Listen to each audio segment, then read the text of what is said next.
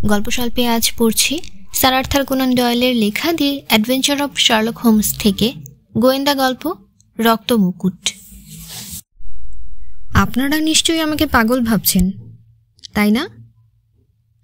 Holmes শান্ত স্বরে আগন্তুকের দিকে তাকিয়ে বললেন, না, আমি বুঝতে পারছি যে আপনি খুব একটা বড় বিপদে পড়েছেন।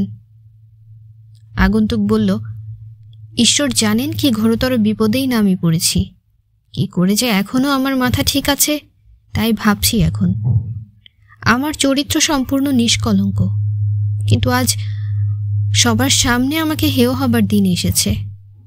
এ তো গেল বাইরের কথা, মানসিক যন্ত্রণার সহ্য করতে পারছি না আমি। এই যে শুধু আমার একার বিপদ তাই নয়, যদি এর কোনো বিহিত না করা যায় তাহলে আমাদের দেশের সর্বশ্রেষ্ঠ মানুষটিকেও বিশেষ সমস্যায় পড়তে হবে। হোমস বললেন, দয়া করে স্থির হন, তারপর আপনার পরিচয় দিন এবং ঘটনাটা খুলে বলুন। আগন্তুকটি বলল, আমার নামের সঙ্গে আপনারা হয়তো পরিচিত। আমি খেন্ডিনিডল স্ট্রিটের হোল্ডার স্টিভেনসন নামক ব্যাংকিং প্রতিষ্ঠানের অংশীদার। ভদ্রলোক নিজেকে সংযত করে দম নিয়ে তার কাহিনী শুরু করলেন। আমি জানি এক্ষেত্রে দেরি করা চলে না, তাই পুলিশ ইন্সপেক্টর আপনার নাম করা মাত্রই আমি আর দেরি না করে আপনাদের এখানে আসার জন্য রওনা হয়ে গেলাম। পাতাল রেলে করে বেকার স্ট্রিটে এসে সোজা সেখান থেকে হেঁটে আসছি। হেঁটে আসার কারণ আমি জানি যে তুষারের উপর দিয়ে গাড়ি অত্যন্ত আস্তে চলে। যাই হোক, শুনুন, আপনারা নিশ্চয়ই জানেন যে ব্যাংকিং ব্যবসায় লাভজনক শর্তে লগ্নি করা যেমন দরকার, তেমনি দরকার আমানতকারীদের সংখ্যা বাড়ানো। টাকা খাটানোর একটা বিশেষ লাভজনক উপায় হলো খুব নিরাপদে জামানত রেখে টাকা ধার দেওয়া। গত কয়েক বছরে এ ধরনের ব্যবসা আমরা অনেক করেছি এবং দামি ছবি ও লাইব্রেরি গচ্ছিত রেখে অনেক বড় বড় ঘরের লোক আমাদের কাছ থেকে মোটা মোটা টাকা ধার নিয়েছেন।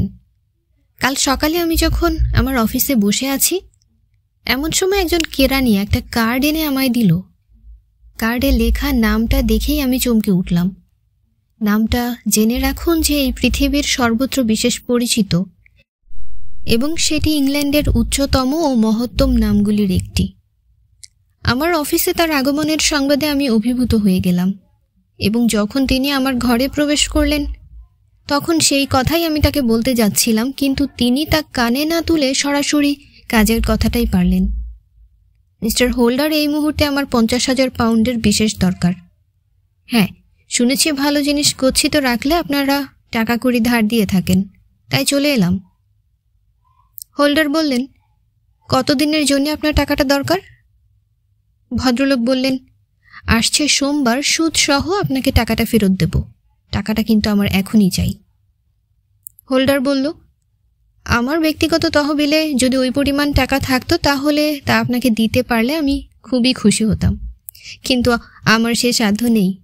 আর আমাকে যদি এই প্রতিষ্ঠানের তরফ থেকে তা দিতে হয় তাহলে আমার অংশীদারদের কথা বিবেচনা করে সাধারণত আমরা যে সমস্ত সতর্কতামূলক ব্যবস্থা করে থাকি আপনার ক্ষেত্রেও তাই করা হবে। ভদ্রলোক বলল, আমিও তাই চাই। চেয়ারের পাশে রাখা তার কালো মরক্কো চামড়ার ব্যাগটা তুলে নিয়ে তিনি বললেন, আপনি নিশ্চয়ই বেরিল খচিত মুকুটটার নাম শুনেছেন? বাক্সটা খুললে তার ভেতরে লাল রঙের মখমলের ওপর সেই মূল্যবান বস্তুটি দেখা গেল। তিনি বললেন, এতে 39টি বিরাট বিরাট বেরিল আছে, আর এই সোনাটার দাম তো হিসেব করা দুষ্কর। খুব কম করে ধরলে এই মুকুটটার দাম যা হয় তার অর্ধেক টাকাই আমি আপনার কাছে চেয়েছি। জামানত হিসেবে এটি আমি আপনার কাছে রাখতে চাই। মিস্টার হোল্ডার বললেন, আমি আপনার সম্বন্ধে যা শুনেছি তাতে আপনার উপর আমার যথেষ্ট বিশ্বাস জন্মেছে। আপনি এটাকে এমন সাবধানে রাখবেন যাতে এটি নিয়ে বাইরে কোনো রকম গুজব না রটে। উপরন্তু এটির কোনো রকম ক্ষতিও যেন না হয়। বলা বাহুল্য, এ হলো জাতীয় সম্পত্তি। এটির গায়ে একটু আঁচড় লাগলেও তা নিয়ে একটা বিরাট কেলেঙ্কারি উঠবে।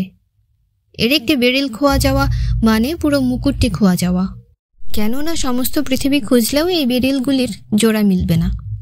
অবশ্য আমি আপনাকে বিশ্বাস করি, আর সেই বিশ্বাসের জোরেই আমি এটি আপনার কাছে রেখে যাচ্ছি। সোমবার সকালে আমি নিজে এসে সুদ সমেত টাকা শোধ করে দিয়ে এটিকে ছাড়িয়ে নিয়ে যাব। আমি আর কিছু না ভেবে ক্যাশিয়ারকে ডেকে 50,000 পাউন্ড তাকে দিয়ে দেবার আদেশ দিলাম। ভদ্রলোক চলে যাওয়ার পর আমার যেন কীরকম ভয় ভয় হতে লাগলো। এ জাতীয় সম্পত্তির ক্ষয়ক্ষতি হলে তা নিয়ে মহা হুলস্থুল বেঁধে যাবে। এটিকে আমি আমার কাছে রাখতে দেবার সম্মতি দিয়ে নিতান্ত ভুল করেছি বলে আমার মনে হতে লাগলো। সে যাই হোক, তখন আর এসব কথা ভাববার সময় নেই, তাই সেটাকে আমার নিজের সেফের মধ্যে রেখে দিয়ে আমি আবার আমার কাজে মন দিলাম। সন্ধে হতে আমার মনে হলো এই মূল্যবান বস্তুটিকে অফিসে রাখা নিরাপদ নয়। ব্যাংকের সেফ ভেঙে তো প্রায়ই চুরি হয়, তাই মহার্ঘ বস্তুটিকে বাড়িতে এনে নিজের দেরাজে তালাবন্ধ করে রাখার পর আমি নিশ্চিন্ত হলাম। এবার একটু নিজের কথা আপনাকে জানিয়ে রাখা প্রয়োজন বলে বোধ করছি। আমার 3 জন ঝি বেশ কয়েক বছর ধরে আমার বাড়িতে কাজকর্ম করছে, তবে লুসিপার বলে আর একজন সুন্দর পরিচারিকা আমার কাছে মাত্র কয়েক মাস হলো কাজ করছে। ওর জন্যে বোধহয় কটা লোক বাড়ির আশেপাশে ঘুরঘুর করে। আমি বিপত্নিক। আমার একমাত্র ছেলে আর্থার। ছেলেটি উচ্ছন্নে গেছে। প্রথম থেকেই প্রশ্রয় দিয়ে আমি যে কি ভুলই না করেছি তা এখন হাড়ে হাড়ে বুঝতে পারছি। আমি চেয়েছিলাম আর্থার আমার ব্যবসায় যোগ দিক। ছেলেটি একটু ছন্নছাড়া আর একগুঁয়ে প্রকৃতির। অল্প বয়সেই সে একটা নামজাদা ক্লাবের সদস্য হয়েছিল, আর সেখানে বেশ পয়সাওয়ালা লোকেদের সঙ্গে মিশে শিখেছিল কিভাবে টাকা ওড়াতে হয়। আস্তে আস্তে ওকে জুয়া আর রেসের নেশায় ধরল। এইসব বদ খেয়ালে টাকা উড়িয়ে বারবার ও আমার কাছে এসে ওর হাত খরচের টাকা আগাম চাইতে থাকে। একাধিকবার ও এইসব সঙ্গীদের মধ্যে থেকে বেরিয়ে আসার চেষ্টা করে, কিন্তু স্যার জর্জ বার্নওয়েল নামে ওর এক বন্ধুর প্রভাবে প্রতিবারই ওকে আবার সেই চক্রে ফিরে যেতে হয়। স্যার বার্নওয়েল আমার বাড়িতে অনেকবার এসেছেন। ভদ্রলোক আর্থার এর চেয়ে বয়সে বড় এবং অত্যন্ত ঝানু লোক। তার চেহারায় যেমন চটক, তেমনি তিনি লোকের সঙ্গে আলাপ জমাতেও অত্যন্ত ওস্তাদ। আমি জানতাম যে এই মহা ধুরন্ধর লোকটিকে মোটেই বিশ্বাস করা উচিত নয়। এ বিষয়ে মেরিও ছিল আমার সঙ্গে একমত। আর হ্যাঁ, মেরির একটু পরিচয় দেওয়া দরকার। মেরি হলো সম্পর্কে আমার ভাইজি, কিন্তু 5 বছর আগে আমার সে ভাই মারা যাবার পর থেকে আমি তাকে নিজের মেয়ের মতোই মানুষ করে এসেছি। মিষ্টি স্বভাবের। এটি আমার ঘর সংসারের দেখাশুনো পরিচালনার সব ভার তার উপরে। মেরি আমার ডান হাত। ও না থাকলে আমি যে কী করতাম তা ভেবে পাই না। শুধু একটি মাত্র বিষয়ে সে আমার অবাধ্য হয়েছে। আমার ছেলে তাকে মনে প্রাণে ভালোবাসে এবং 2বার করে তার কাছে বিয়ের প্রস্তাব করেছিল, কিন্তু 2বারই মেরি তাকে প্রত্যাখ্যান করেছে। আমার মনে হয় যে আর্থারকে যদি কেউ সর্বনাশের পথ থেকে ফেরাতে পারত তাহলে সে মেরি। মেরির সঙ্গে বিয়ে হলে আর্থারের জীবনে আমূল পরিবর্তন হতো বলে আমার বিশ্বাস, কিন্তু এখন বড্ড দেরি হয়ে গেছে। এখন আর কিছুই করবার নেই। মিস্টার হোমস, আমার পরিবারের লোকজনদের পরিচয় আপনি পেলেন। এবার আমার কাহিনীতে আসছি। সেদিন রাতের খাবারের পর বৈঠকখানায় কফি খেতে খেতে আমি আর্থার মেরিকে সেদিনের সমস্ত ঘটনা ও আমাদের বাড়িতে যে একটা মূল্যবান রত্ন এসেছে তা জানালাম। শুধু আমার মক্কেলটির নাম তাদের কাছে গোপন করেছিলাম। লুসিপার আমাদের জন্য কফি নিয়ে এসেছিল, কিন্তু আমি কথা আরম্ভ করবার আগেই সে ঘর ছেড়ে চলে গিয়েছিল। তবে দরজাটা বন্ধ ছিল কিনা তা আমি হলফ করে বলতে পারি না। ব্যাপারটা শুনে মেরি ও আর্থার দুজনেই উৎসাহিত বোধ করল এবং তক্ষুনি সেই রত্নখচিত বিখ্যাত মুকুটটি দেখতে চাইল। আমি বললাম, সে পরে হবে ক্ষণ, আমার দেরাজে ওটা আছে। আর্থার বলল, ঈশ্বর করুন আমাদের বাড়িতে যেন চোর ডাকাত হানা না দেয়। যে কোনো পুরনো চাবি দিয়ে আমি ছোটবেলায় অনেকবার তোমার দেরাজ খুলে টাকা নিয়েছি। রাতে সে খুব গম্ভীর ও চিন্তান্বিত মুখে আমার পিছু পিছু আমার ঘরে এসে 200 পাউন্ড চেয়ে বলল, টাকাটা না পেলে আমি কাল আর ক্লাবে মুখ দেখাতে পারবো না। আমি চিৎকার করে বললাম, ভালোই হবে, আমি তোমাকে আর প্রশ্রয় দেব না। আর্থার আমায় শাসালো, যে করেই হোক আমাকে অন্য পথে টাকাটা জোগাড় করতেই হবে। আমি বললাম, 1 মাসের মধ্যে তুমি 3 বার টাকা নিয়েছ, একটা পয়সাও তুমি আর পাবে না আমার কাছ থেকে। আর্থার আর একটি কথাও না বলে ফুঁসতে ফুঁসতে চলে গেল। ও চলে যাবার পর আমি দেরাজ খুলে মুকুটটি সেখানে আছে কিনা দেখে নিয়ে সারা বাড়ি ঘুরে দরজা জানালা সব বন্ধ আছে কিনা পরীক্ষা করে দেখলাম। সিঁড়ি দিয়ে হল ঘরে এসে আমি দেখলাম মেরি জানালার পাশে দাঁড়িয়ে আছে। আমার আসার সঙ্গে সঙ্গে মেরি জানালাটা বন্ধ করে দিয়ে চিন্তিত মুখে বলল, আচ্ছা, লুসিকে কি আজ রাতে বাইরে যাবার অনুমতি দিয়েছিলেন? আমি বললাম, কই না তো। মেরি বলল, সে এক্ষুনি পেছনের দরজা দিয়ে ভেতরে ঢুকল। সে নিশ্চয়ই আমার পাশের দরজা দিয়ে কারো সঙ্গে দেখা করতে গিয়েছিল। আমার মনে হয় এরকমভাবে তার বাইরে যাওয়াটা সন্দেহজনক। তুমি কাল সকালে এই নিয়ে ওর সঙ্গে কথা বলো, আর তুমি যদি চাও আমিও ওকে বলতে পারি।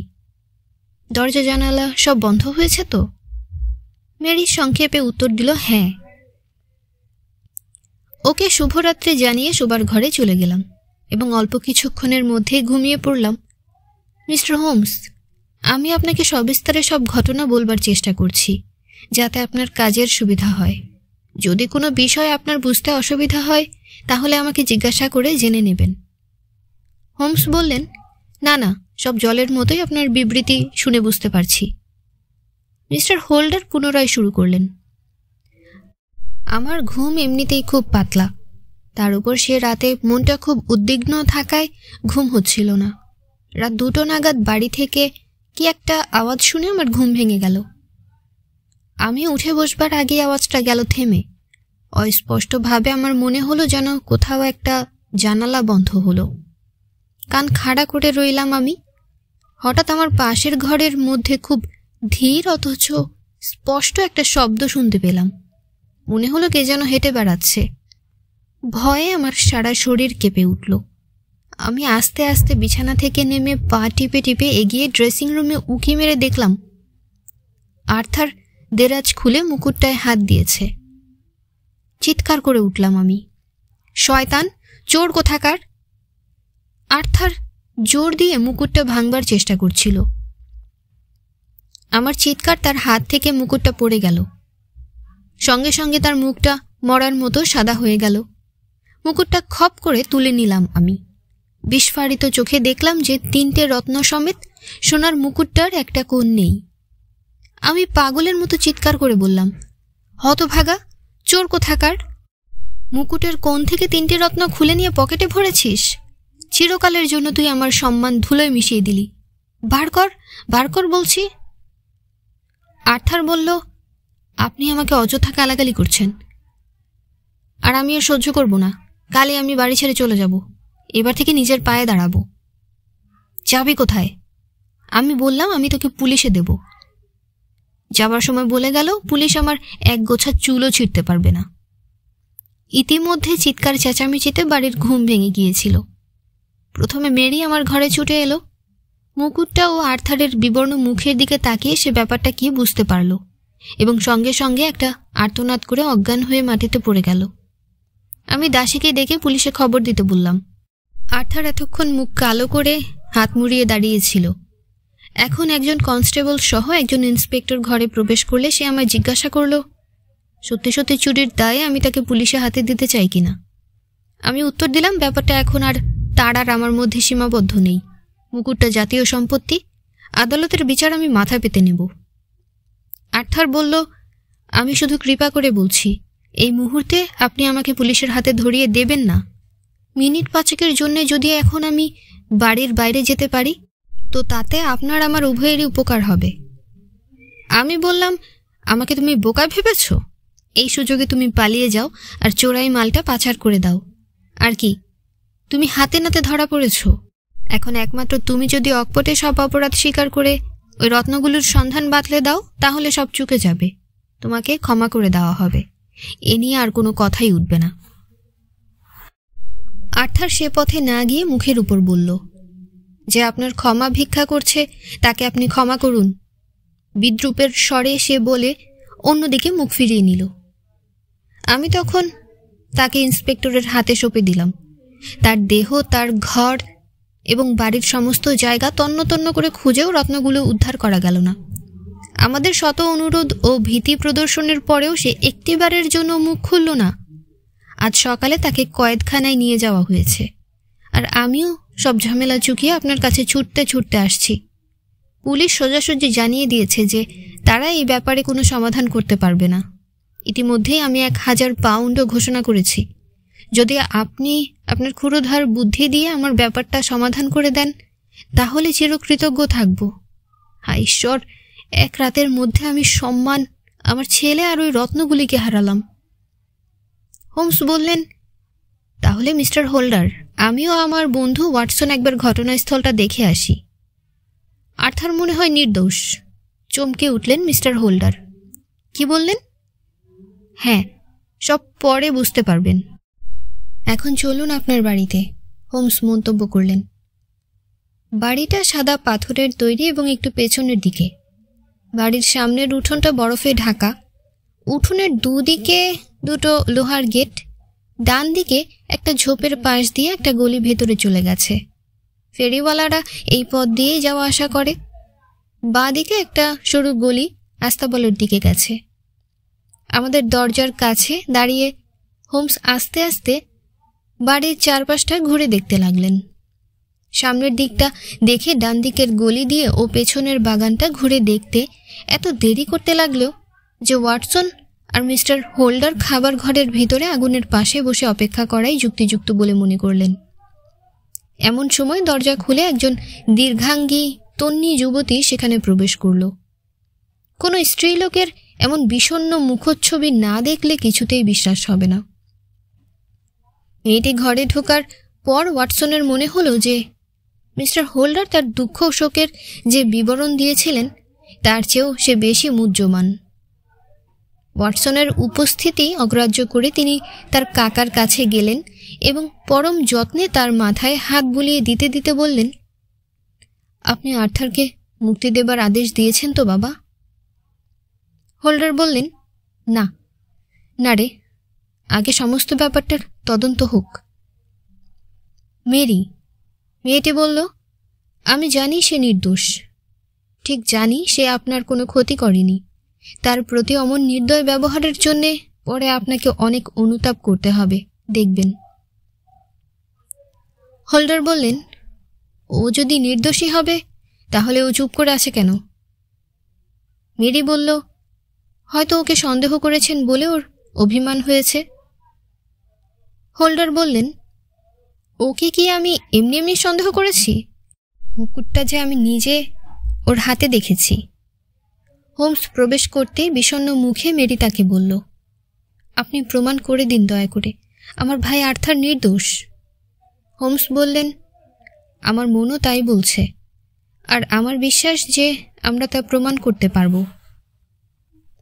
হ্যাঁ, আপনাকে কয়েকটি প্রশ্ন করছি, ঠিক ঠিক জবাব দেবেন। আচ্ছা, কাল রাতে আপনাদের সুন্দরী পরিচারিকা লুসি পারকে কোথা দিয়ে ফিরতে দেখেন? মিস পার রান্নাঘরে দরজা দিয়েই কি? হ্যাঁ, দরজাটা লাগানো হয়েছে কিনা তা দেখবার জন্য গিয়ে দেখি সে চুপিসারে ভেতরে ঢুকছে। অন্ধকারে আমি লোকটিকেও দেখতে পেয়েছিলাম। মেয়েটি বলল, মনে হলো সে আমাদের তরকারিওয়ালা ফ্রান্সিস প্রেসপার। সে কি দরজার বাঁ দিকে দাঁড়িয়েছিল? হোমস জিজ্ঞাসা করলেন। দরজার কাছে আসবার জন্য রাস্তা থেকে যতটা এগিয়ে থাকা দরকার তার চেয়ে একটু বেশি কি এগিয়েছিল? মেরি বলল, হ্যাঁ হ্যাঁ, সে ওভাবেই দাঁড়িয়েছিল। আর লোকটার এক পা বোধ হয় কাঠের, তাই না? হোমস বললেন। এই কথা শুনেই হঠাৎ যেন মেরির মুখে ভয়ের ছায়া দুলে উঠল। আরে, সে খবর আপনি জানেন নাকি? বিস্ময়ের সঙ্গে সে বলে উঠল, সে খবর আপনি জানলেন কি করে? মেরি একটু হাসলেন, কিন্তু হোমসের রোগা মুখ আরো গম্ভীর হয়ে উঠল। হোমস এবার স্বভাবসিদ্ধ ভঙ্গিতে একটার পর একটা জানালা পরীক্ষা করতে লাগলেন। হলঘরের বড় জানালাটা, যেটা থেকে আস্তাবলের গলিটা দেখা যায়, একটু বেশিক্ষণ ধরে দেখলেন সেই জানালাটা খুলে। তারপর শক্তিশালী আতশকাচ দিয়ে পরীক্ষা করে দেখলেন। কাজ শেষ করে হোমস বললেন, এবার আমরা ওপরে যাব। উপরে গিয়ে মিস্টার হোল্ডারের ড্রেসিং রুমে ঢুকে প্রথমে টেবিলের কাছে গিয়ে দেরাজের তালাটাকে তীক্ষ্ণ দৃষ্টিতে লক্ষ্য করতে লাগলেন। তারপর প্রশ্ন করলেন, কোন চাবিটা দিয়ে এটা খোলা হয়েছিল? হোল্ডারের হাতে গুদাম ঘরের তাকে রাখা চাবিটা নিয়ে হোমস দেরাজটি খুলে ফেললেন। মন্তব্য করলেন, এ তালাটায় কোনো আওয়াজ হয় না, তাই এটা খোলবার সময় আপনার ঘুম ভাঙেনি। একটা কোনা ভাঙা মুকুট বার করলেন হোমস। তারপর তিনি বললেন, মিস্টার হোল্ডার, মুকুটটার যে কোণটা আস্ত আছে আপনি সেদিকটা ভাঙতে পারেন কিনা চেষ্টা করুন দয়া করে। মিস্টার হোল্ডার আতকে উঠে বললেন, এমন একটা সর্বনেশে ব্যাপার আমি স্বপ্নেও ভাবতে পারি না। হোমস বললেন, তাহলে আমি চেষ্টা করে দেখি। বলে হোমস তার সর্বশক্তি দিয়ে মুকুটটাকে বাঁকাতে চেষ্টা করলেন। বললেন, আমার আঙ্গুলে প্রচুর জোর, কিন্তু এটা ভাঙতে আমারও বেশ সময় লাগবে। সাধারণ লোকের পক্ষে এটা ভাঙা সম্ভবই নয়। এটা ভাঙলে পিস্তল থেকে গুলি ছোড়ার মতো একটা আওয়াজ হবে। মিস্টার হোল্ডার, আপনি কি বলতে চান যে আপনার কয়েক গজ দূরে এরকম সব কাণ্ড ঘটে গেল অথচ আপনি কিছুই বুঝতে পারেননি?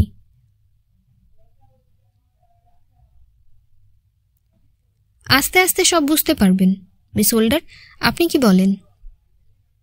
আচ্ছা মিস হোল্ডার, আপনি যখন আর্থারকে দেখেন তখন তার পায়ে জুতো বা চটি কি কিছু ছিল? হোল্ডার বললেন, না, পাজামা আর জামা ছাড়া তার পরনে কিছুই ছিল না। ধন্যবাদ, ভাগ্যদেবী আমাদের উপর খুবই প্রসন্ন, এবং এরপরও যদি আমরা অপরাধীকে ধরতে না পারি তাহলে সেটা আমাদের এই অক্ষমতা বুঝতে হবে। এখন মিস্টার হোল্ডার, আপনার অনুমতি নিয়ে আর একবার আমি বাগানটা ঘুরে দেখতে চাই।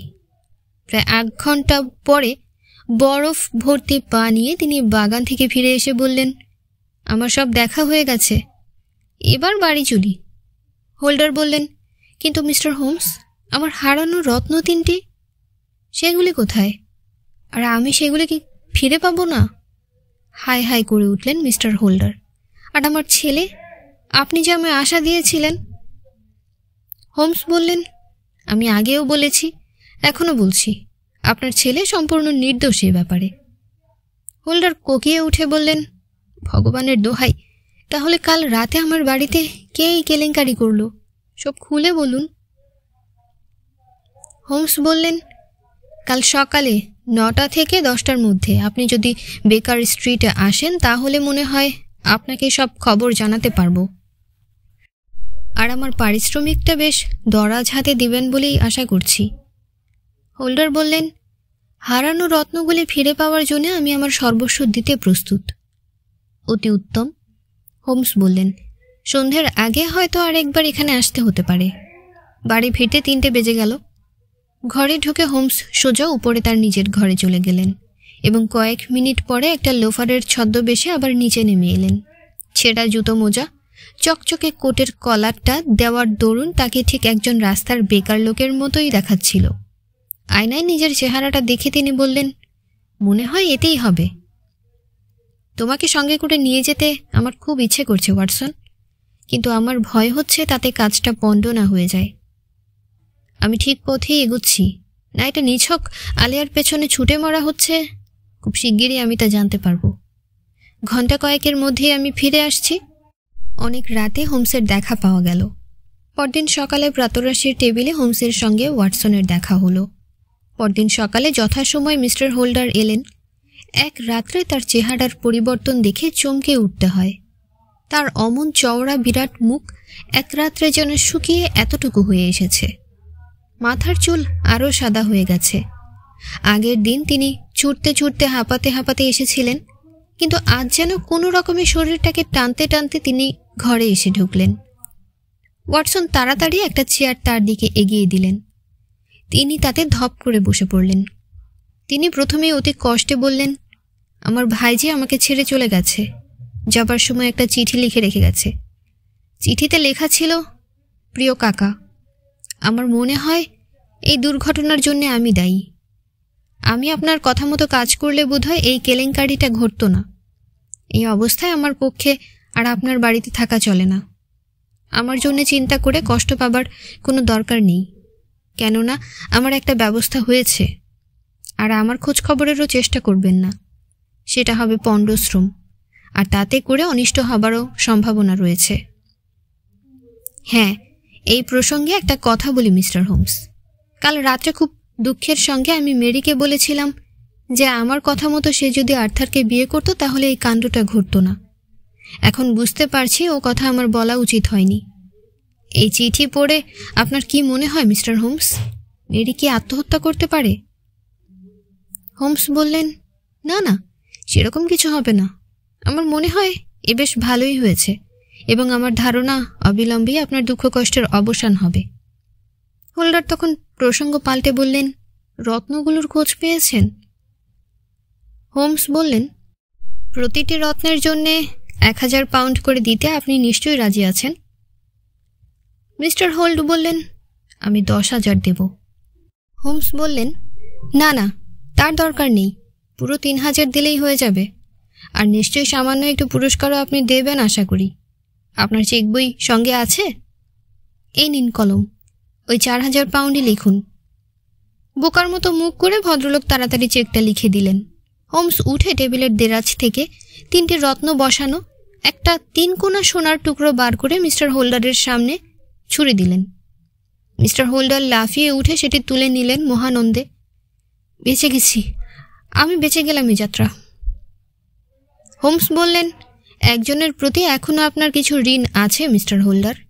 বেশ একটু কঠোরভাবেই বললেন শার্লক হোমস। ঋণ? তিনি কলমটা তুলে নিলেন। বলুন, কত টাকার? না, ঋণটা টাকার নয়। হোমস বললেন, আর্থারের কাছে এখনো আপনার ক্ষমা চাওয়া বাকি আছে। হোল্ডার বললেন, তাহলে আর্থার ওটা নেয়নি? কিন্তু আমি যে নিজে চোখে দেখেছি। হোমস বললেন, এই রহস্যের জটগুলি খোলবার জন্যে আমি তার সঙ্গে দেখা করেছিলাম। তিনি যখন নিজে বলতে অস্বীকার করলেন তখন আমি তাকে একটা গল্প শোনালাম। তখন তিনি স্বীকার করলেন যে হ্যাঁ, আমি যা বলেছি তা ঠিক। এরপর 2-একটা খুঁটিনাটি বিষয় তার কাছ থেকে জেনে নিয়ে ফিরে এলাম। হোল্ডার বললেন, ভগবানের দোহাই, আসল ব্যাপারটা আমাকে খুলে বলুন। হোমস বললেন, হ্যাঁ, সব বলবো। তার আগে আপনাকে বলি, এটা বলা যেমন আমার পক্ষে খুবই কষ্টকর, তেমনি এটা শুনলে আপনিও চরম আঘাত পাবেন। আপনি শুনে অবাক হবেন যে স্যার জর্জ বার্নওয়েলের সঙ্গে আপনার ভাইজি মেরির ভালোবাসা ছিল। তারা দুজনে একসঙ্গে পালিয়েছে। জর্জ বার্নওয়েলকে আপনি বা আপনার ছেলে কেউই ঠিক চিনতে পারেননি। তিনি ইংল্যান্ডের সাংঘাতিক লোকজনদের একজন। জুয়া খেলে সর্বশান্ত হয়েছেন এবং তার বিবেক পাষাণ হয়ে গেছে। আর এই ধরনের লোকেদের সম্বন্ধে আপনার ভাইজির কোনো ধারণাই ছিল না। অনেক মেয়েকে সর্বনাশ করেছেন তিনি। আপনার ভাইজির মতো সরল প্রকৃতির মেয়েকে ঠকাতে তার মোটেই বেগ পেতে হয়নি। মিস্টার হোল্ডারের মুখ ফ্যাকাশে হয়ে গেল। তিনি চেঁচিয়ে উঠলেন, এ আমি বিশ্বাস করি না, বিশ্বাস করতে পারি না।